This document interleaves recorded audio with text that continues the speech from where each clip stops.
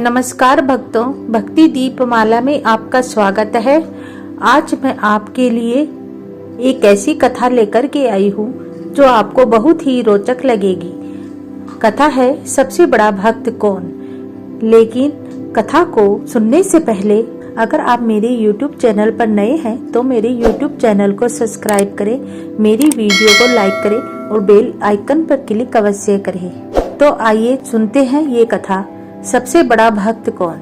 एक बार देवर्षि नारद के मन में यह अभिमान पैदा हो गया कि वे ही भगवान विष्णु के सबसे बड़े भक्त हैं। वे सोचने लगे, मैं रात दिन भगवान विष्णु का गुणगान करता हूँ, फिर इस संसार में मुझसे बड़ा भक्त और कौन हो सकता है। किंतु पता नहीं श्री हरि मुझे ऐसा समझते हैं या नहीं। यह विचार कर नारद भगवान विष्णु के पास क्षीर सागर में पहुँचे और उन्हें प्रणाम किया। विष्णु जी बोले, आओ नारद, कहो कैसे आना हुआ। नारद बोले, भगवान मैं आपसे एक बात पूछने आया हूँ। भगवान विष्णु बोले, मैं तुम्हारे मन की बात जानता हूँ नारद, फिर भी तुम्हारे मुँह से सुनना चाहता हूँ। नारद ने कहा, हे देव, मैं जीवन भर आपका गुणगान करता रहूं, पल पल हर क्षण मुझे बस आपका ही ध्यान रहता है। आप मुझे यह बताइए कि क्या मुझसे भी बड़ा आपका कोई अन्य भक्त है संसार में।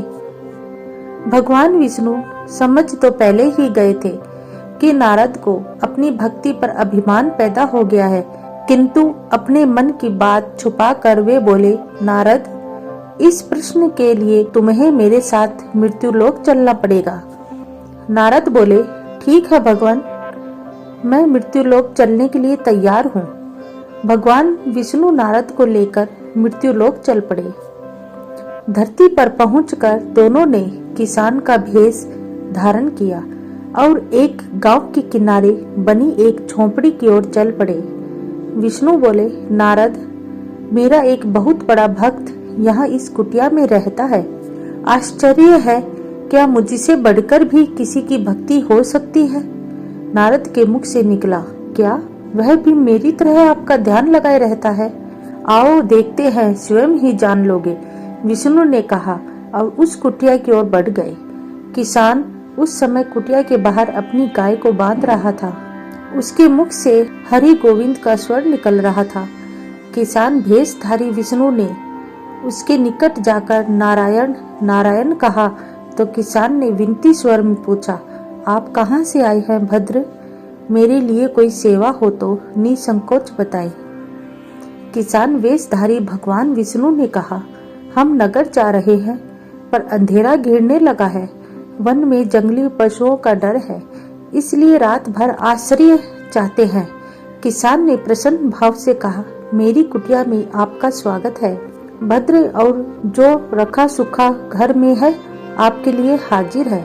भगवान ने मुझे आप लोगों की सेवा करने का अवसर दिया है, बड़ी कृपा हुई उनकी। बाहर दालान ने एक खटिया पर दोनों को बिठाकर किसान अंदर गया और अपनी पत्नी से कहा, देवी, दो अतिथि आए हैं। किसान की पत्नी उस समय अपने बच्चों को भोजन परोस रही थी।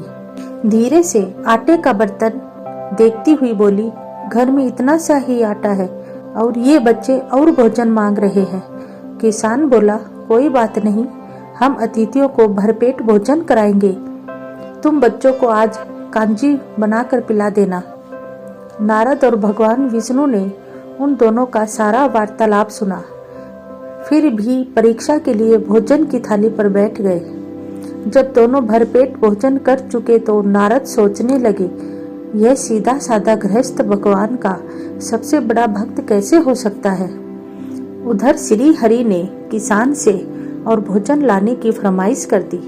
बोले, मेरा पेट अभी नहीं भरा, क्या और भोजन मिलेगा। किसान रसोई घर में गया और जाकर अपनी पत्नी से पूछा, कुछ और भोजन बचा है क्या।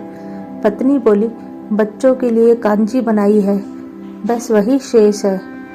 विष्णु और नारद वह भी पी गए। किसान और उसके परिवार को भूखे ही सोना पड़ा। भूखे बच्चे माँ का आंचल थाम कह उठे, माँ नींद नहीं आ रही है। मुझे बड़े जोरों की भूख लगी है। पिताजी ने उन अतिथियों को कांजी भी क्यों पिला दी है?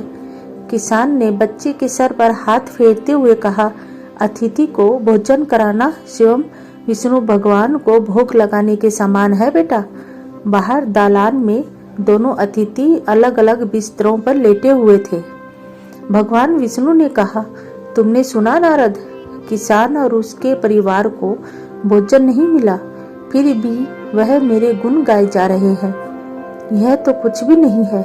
मैंने तो कई कई दिनों तक भूखे रहकर आपका स्मरण किया है।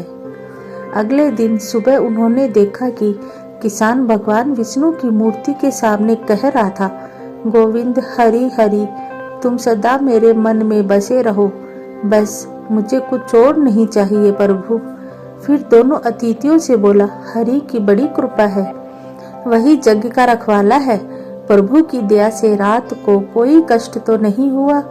जब तक आपका जी चाहे तब तक आप दोनों यहाँ रहे। मैं खेत पर जा रहा हूँ। किसान भेषधारी श्री हरि बोले, हम भी तुम्हारे साथ चलेंगे यदि तुम्हें कोई आपत्ति न हो तो। नारद और विष्णु भगवान किसान के साथ उसके खेत पर गए। किसान बोला, यही है अपना खेत, अब मैं अपना काम करूंगा, गोविंद हरि हरि। नारद बोले, तुम तो सत्पुरुष हो, भगवान के बड़े भक्त हो, हर घड़ी उनका नाम लेते रहते हो।